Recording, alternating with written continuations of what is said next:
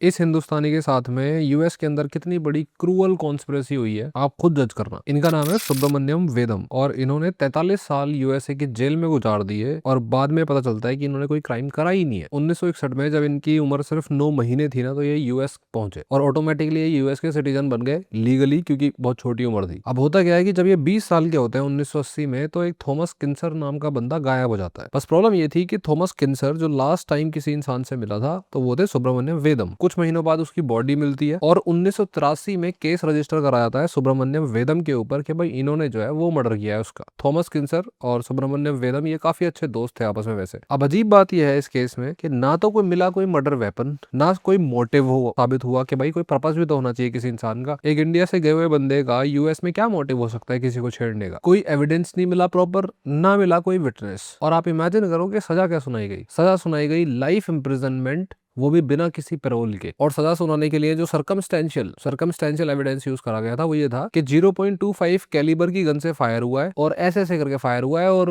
वेदम के आसपास ये गन देखी भी गई है। अब उस टाइम प्रॉब्लम क्या थी कि लैब बहुत ज्यादा होती नहीं थी। जिन लैब में ये टेस्टिंग वगैरह होती है कि भाई इंसान की जो डेथ हुई है उसमें 0.25 कैलिबर की बंदूक इस्तेमाल हुई है, तो ये लैब होती नहीं थी और वो एफबीआई के अंडर होती थी जितनी भी लैब होती थी। और एफबीआई जो है वो अपनी फाइल्स को खोल के नहीं दिखाता था, सिर्फ अपनी रिपोर्ट दे देता था कि हाँ ये सही है ये गलत है। अब अभी के टाइम पे जिस लॉ फर्म ने सुब्रमण्यम वेदम को छुड़वाया है, उस लॉ फर्म ने एफबीआई के उन्हीं डॉक्यूमेंट्स को निकाला और ये साबित करा कि 0.25 कैलिबर की बंदूक से इतना बड़ा घाव नहीं हो सकता जो थॉमस किन्सर के बॉडी पे था। और जज ने ये बोला कि अगर यही डॉक्यूमेंट्स पहले दिखा दिए जाते 43 साल पहले, तो सुब्रमण्यम वेदम को कभी इतनी बड़ी सजा सुनाई ही नहीं जाती। इसी बिना पे उनको अभी छोड़ दिया गया। अब आप खुद सोच के देखो कि क्या ये सिस्टम आपको ऐसा नहीं लग रहा कि किसी इंसान को इस तरीके से पकड़ना किसी और इंसान को बचाने का एक बहुत ही नॉर्मल तरीका होता है कि आप इजी टारगेट ढूंढ लो और उसको जेल में डलवा दो। जिस इंसान ने लिटरली वो मर्डर किया होगा, गॉड नोज वो है कहाँ। और अजीब सी शॉकिंग चीज ये है कि जब सुब्रमण्यम वेदम जेल से बाहर निकल के आ भी गए, अच्छी खासी उम्र हो चुकी है उनकी, तो इमिग्रेशन अथॉरिटीज ने उनको पकड़ लिया कि भाई अब इनको डिपोर्ट करेंगे। वो इंसान जो 9 महीने का अमेरिका पहुंच चुका था, जिसको हिंदी भी सही से नहीं आती, उसको वो डिपोर्ट करेंगे।